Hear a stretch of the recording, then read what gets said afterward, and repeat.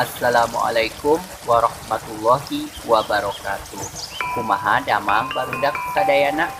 Mugia urang aya dina kawilujengan. Patepang deui sareng paparman dina pangajaran bahasa Sunda di kelas 5. Ayeuna urang bari diajar ngeunaan istilah kadaharan. Yuk diajar konten. Mangga nu teu ajar subscribe heula. Hatur nuhun wilujeng nya. Tujuan pangajaran dinten ayeuna nyaeta ngajelaskeun istilah-istilah kadaharan.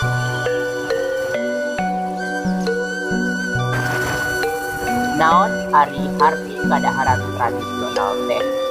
Kadaharan tradisional nyaeta kadaharan anu khas anu henteu kapanggi di daerah sejen.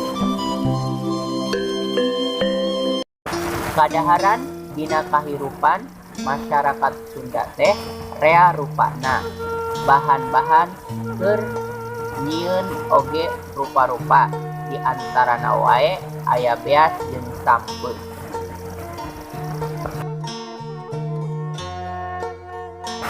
Selain kadaharan Sunda, aya oge rupa-rupa inuman khas Sunda saperti bajigur jeung bantrek.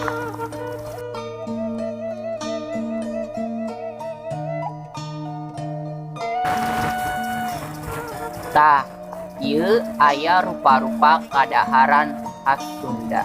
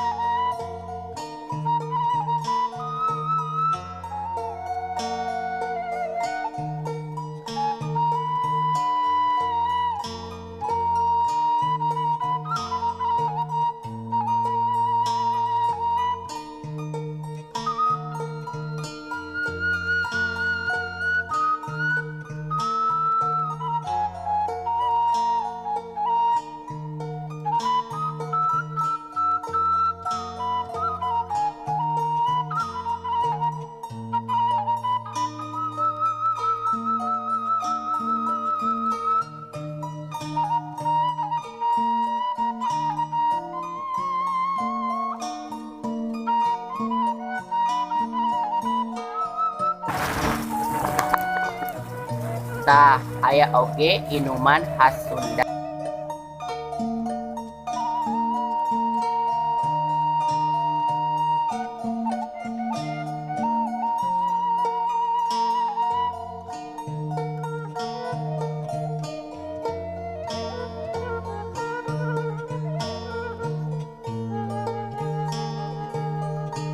Tah eta aya sawatara rupa-rupa kadaharan jeung inuman khas Sunda.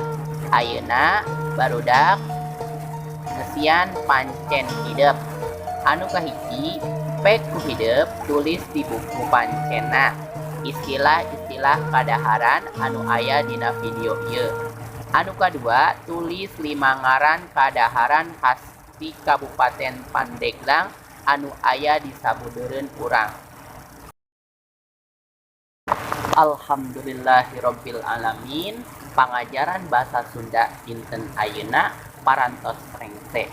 Mugia aya mangpaatna. Hapunten bilih aya kalepatan. Sekian, hatur nuhun.